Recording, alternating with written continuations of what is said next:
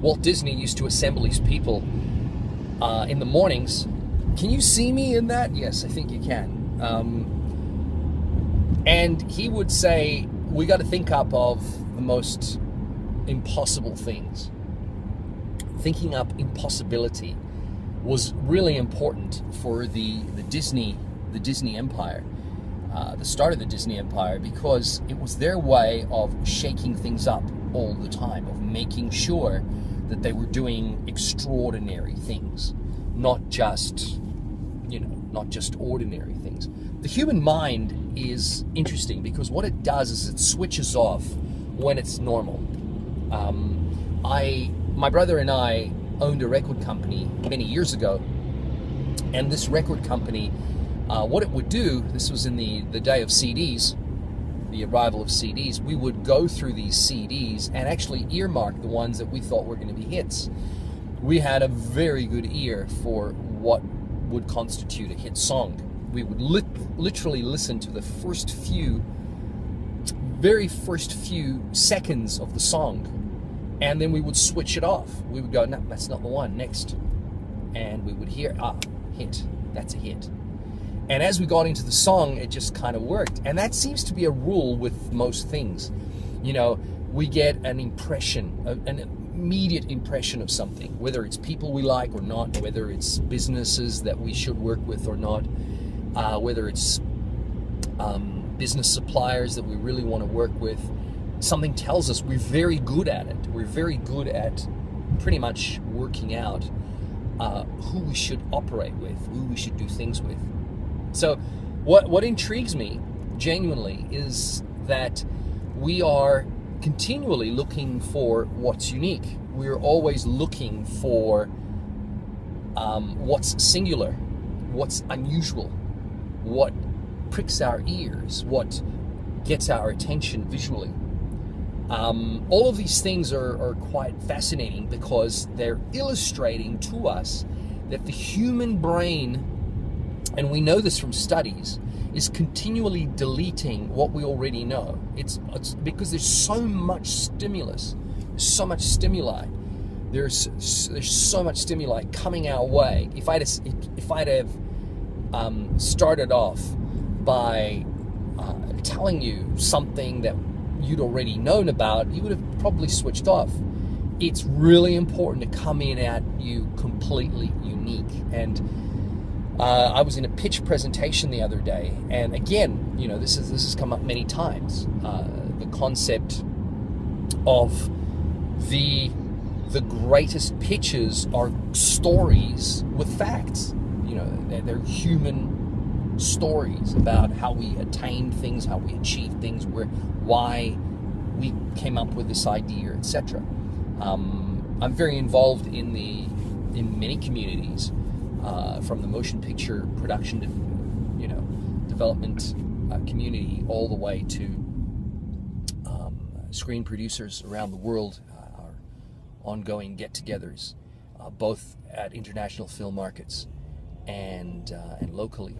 But also very involved, especially now, more recently, and that was in the past, but especially now, more recently, very involved within the music community, and working very closely to develop content for studios and broadcasters, mostly broadcasters, because studios really have their own sort of people that they work with. What I'm finding, which is really interesting as I go through from community to community, whether it be startup or real estate development, whether it be innovative, whether it be business trading, whatever it is, I'm starting to find that people are looking for what's different, for what's unique. So often we see things around us and they all seem to blend in. You don't want to blend in. Life isn't about blending in. It's definitely about sticking out. School tries to homogenize everybody. It tries to bring everybody together to make them all feel like they're exactly the same thing, but in actual fact, we aren't. We're not just cogs in a wheel. We're all very, very unique. Recently, I heard, and this is true, fair dinkum. This is true.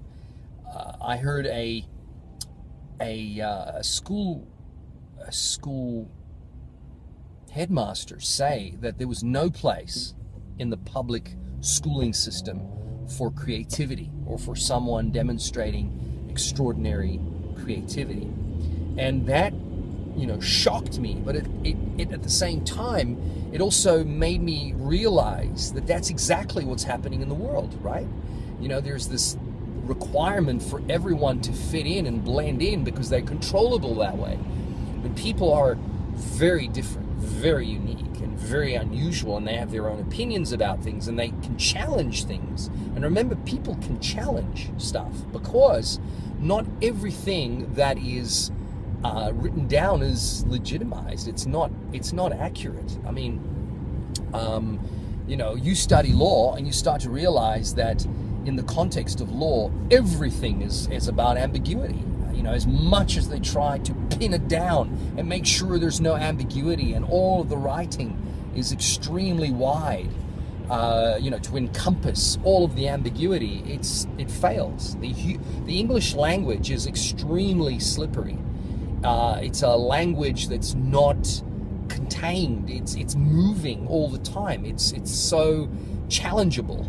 The English language, not all languages are as slippery as English, but the English language is filled with every imaginable level of ambiguity that you can think can happen to it. For this reason, there's the golden rule, there's the literal rule in law. So all of these things are proving to us that, our language doesn't make the grade. And for this reason, we sometimes have to opt in mathematics, statistics, How to Lie with Statistics. Remember the book? That's an incredible book written by a lawyer. And it's very much about how, people, corporations, anytime you need to sort of prove something, you can create the statistic. It's very easy to create a statistic. The point is, as Einstein said, imagination is more important. Imagination is more important. So what I'd like to challenge you with today, what I'd like to challenge you with today is I'd like you to really think imaginatively about your business. Sure, you're working on your business and you are improving it through constant and never-ending improvement. Kaizen, the spirit of Kaizen, the Japanese spirit of Kaizen. And this is something that I attribute to Anthony Robbins when he spoke about the continual and never-ending improvement aspect of running a business. Sure, run on your business, work on your business, do things with your business. However, be continually reinventing. How many businesses do you come across on a regular basis? And people have become dull about it. In fact, I'm coming up to one now where it's on the right-hand side. I'm not going to mention the name, but this particular, it's not one of my clients, but this particular gentleman who is a fascinating person. I adore the guy, but he just absolutely has not been able to pull his business into a new league. What he's done is he's sort of sat on it. It's been working. It was working 10 years ago, and it was working even less. Maybe he had a high point, say 8 years ago, it was working. And then it started dropping and he couldn't understand why. Well, businesses change, the way people consume changes, the way things happen changes. We have to keep reinventing ourselves. I get a newsletter from a newspaper, this is online, an email, every 3 months or so. And they run this newspaper, and they've just celebrated their so-called 30th anniversary. And what's really interesting is that they're still around, but just barely. But you look at their online presence, and it's not there. They haven't transcended. Remember when railways started to die? Remember when I mean, we still have railways today, but it's not what it used to be, right? I mean, the railway system is no longer about, passengers. It's more about freight. So where the passenger market has gone has been to aircrafts and to road transportation. As roads have improved, as things have become better and better, in terms of transportation, the ease of transportation, the affordability of vehicles, all of these things have moved consumers away from locomotives, from trains. So think about your business and think how it can be transformed. One of the things that I'm continually believing that we're good at, and I must never rest on these laurels, is the ability to innovate. I've discovered that I have to continually be innovating, because if I'm not innovating, I'm not achieving, I'm not succeeding, I'm not doing what I need to do. So I'm always looking and I'm always transforming the very look of the businesses that we're involved with, because I know that, believe me, the business is changing so quickly that you have to be continually looking at ways that you can improve and re-engineer. You've heard the term, very famous in the 80s, 70s, and 80s. But you have to continually be developing new ways of meeting consumer demand. I've seen this happen in my business. We started a record business called Icon Hit Records in the mid-90s, and that business started doing quite well, and then it started dying because of Napster. And in fact, we sold it in 1999. We sold Kenrich, the bands that we had. We basically sold out and to Sony, and we found that we suddenly had a no more a business. That particular business did not exist anymore. It was gone. And we've only now, literally 7 months ago, re-opted back into the music industry. Bought a brand new record company, one that was in shambles, not doing well. But we saw that record company, that business, and in fact, I was at a meeting with music producers recently in a suit. They were the only ones in jeans and t-shirt. I was in a suit. And they turned around and they said, oh, record company, what are you talking about? Do they even still exist? And yes, do they even still exist? And the point is, they don't. Record companies have pretty much just about all died. You see? So that's kind of what happens, is you have businesses that are constantly fluctuating and changing. I've seen that the reason that we've gone into this record company, this brand new record company, is because we know of a way that we believe the music industry is going. So this record company is not a record company the way that we understand traditional record companies. This is a completely different business model. In fact, it relies it doesn't even rely on music artists. It doesn't even rely on the old model of business at all. It's not where that is going. It's a completely different business. In terms of production editing, I remember even only 16 years ago that we were editing in edit suites. We would go into edit suites, and we did that for 5-6 years, spending huge amounts of money in editing, until we reinvented ourselves and went, no way, from this moment on, we get our own edit suites, we create our own facility, and we do our own projects from beginning to end. We do not, under any circumstances, hire out facilities of this kind anymore. We bought out our cost center, which made a huge amount of sense to do. I've seen it across all kinds of industries. I've seen it, in these disruptor startup industries that have become billion-dollar corporations. You look at Sergey Brin and Larry Page with Google and their search engine. You look at, more recently, Uber. How transportation has just been shaken. No matter how you look at it, you know, everyone is still operating, and they're operating under this gray blanket of not knowing whether they're still legal or not, whether they're actually allowed to do it or not. But people are doing it because they go, you know what, they can't stop this, you know. I look at it in terms of the DMCA, the Digital Millennium Copyright Act, and how that has affected everything from the way we share videos, the way we share music, the way, and yes, there are still, you know, large amounts of numbers of people that are still doing the wrong thing when it comes to downloading, but it's changing. You know, people, thanks to iTunes and Steve Jobs and the $1 a download idea, that has really revolutionized back, you know, even 8 years ago, I think 9 years ago, 10 years ago, that revolutionized the music industry. In fact, it made it exciting to be back in the music industry. We took our time because we thought it's not quite there. We don't have the artists. We don't have the artists pool, until we realized that we actually didn't have to do that. There was another way to do that. You look at TuneCore, they opted into the music industry without even having to ever secure one artist. Their idea was to assimilate and collect all of the royalties from Performance Royalty Society in London, and guess what? Turn that into a pool of cash that was absolutely available for artists around the world to collect. You know, you look at publishing houses.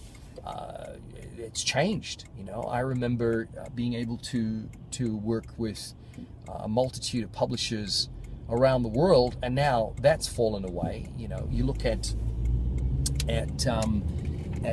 companies like BookSurge and the Amazon model and Lulu, and you know, there's some amazing options there. There's some amazing opportunities in terms of publishing. You know, everything has changed. You know, people are more and more moving in the direction of, let's try different things. Let's flatten the market. You know, you look at bookings online, you know, for airlines, for hotels, etc. All of these things have changed. The way our food is delivered, you know, the way our grocery shopping is done online. So much has changed. So much has become completely different. You know, you want to walk your dog, there's a service that does that for you. You know, you want to get your logo designed, there's services that do that for you. You need your car serviced, there are companies that come to you for that. So things have changed. I've just seen, as a final note on this change thing, that this process of reinvention, which Disney really made a big deal of every morning at breakfast with his Imagineers, every new possibility must be considered. Flying cars, flying taxis, that's not science fiction. You know, there's a company, well, there's various companies, but there's one specifically that has had a very successful test flight of a flying drone type taxi in China, and this is getting, you know, more prevalent every single day. We're starting to realize every single day that we're getting closer and closer and closer to that futuristic reality that we all foresaw, that some of us foresaw and others sat back and tried to understand. Well, you know, I'm kind of at my meeting. I'm going up the hill. There are not that many hills in Perth, but I'm going up this hill in Western Australia, and I'll be at my client very, very soon. But I thought that was something worth sharing, because if you aren't energized about re-engineering your business, about rethinking your business, and about continually trying to understand whether you should be in this business, the business you're in, or not, it's time to really do that again. It's time to really think about your business. Last night I was working through a new business plan for a brand new business idea that we're working on, and it made me really question whether the other businesses that I was working on were actually still as optimized as they were before. I gotta go, but we'll talk soon.